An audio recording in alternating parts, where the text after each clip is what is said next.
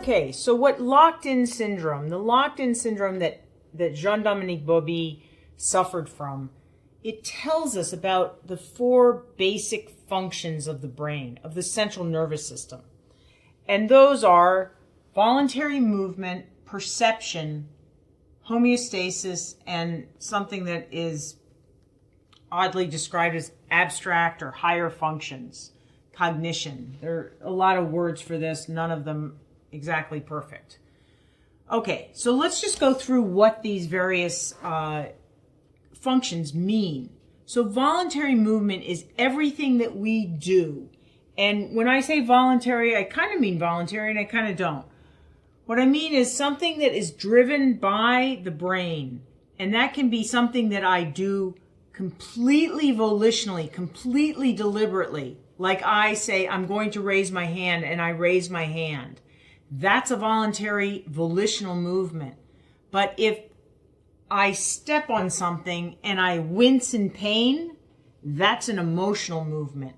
Both of them we're classifying for right now as voluntary movements. They're self-generated. They come from ourselves. And these voluntary movements are the only way that we have to express ourselves. I know that in the popular press, there's a difference between words and actions. Sticks and stones can break my bones, but words can never hurt me.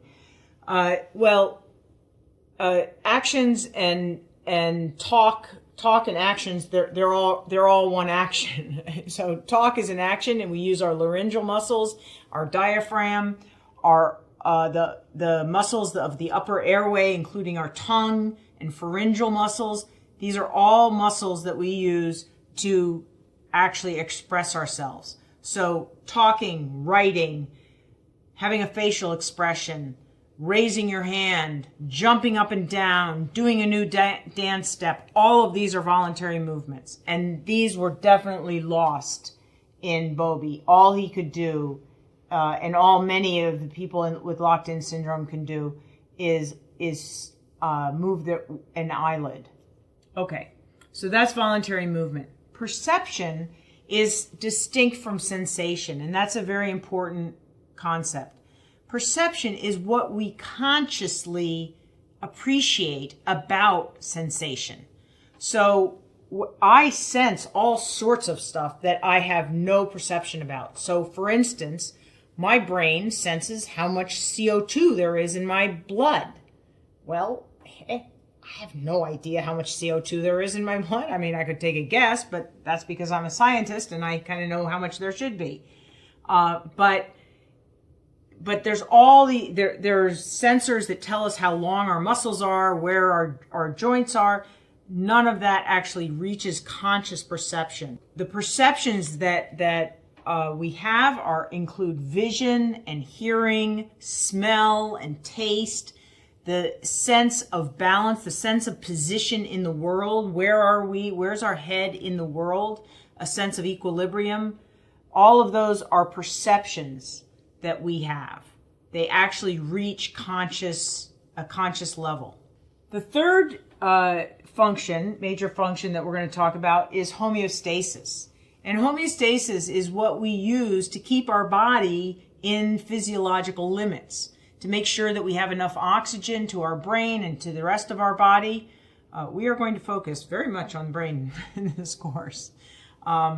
So we have to make sure that that there's enough oxygen delivered to the body, that there's enough blood pressure that keeps us upright. We have to make sure that our body temperature stays within limits, the physiological limits that the body will tolerate. There are life cycle events that are challenges to our being, and these include giving birth and nursing a newborn, suckling from a mother.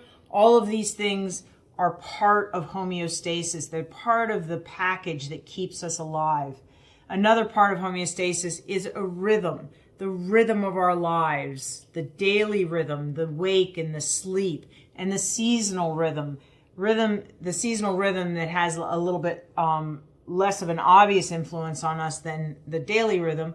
And then the cycle of life. So we go from infancy to childhood to adolescence to early adulthood, to middle age, to being older. And so these are all part of homeostasis. They're all part of the challenge of staying alive.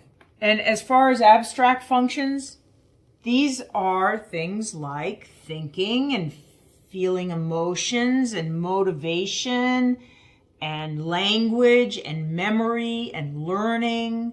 All of these are part of our higher abstract functions. Another incredibly important abstract function is how we interact. How do we play well with others? How do we get in that sandbox and survive it? These are all part of abstract functions, and they're a very important part of being a human. So in the next segment, what we're going to do is we're going to assign each one of these functions to a part of the central nervous system.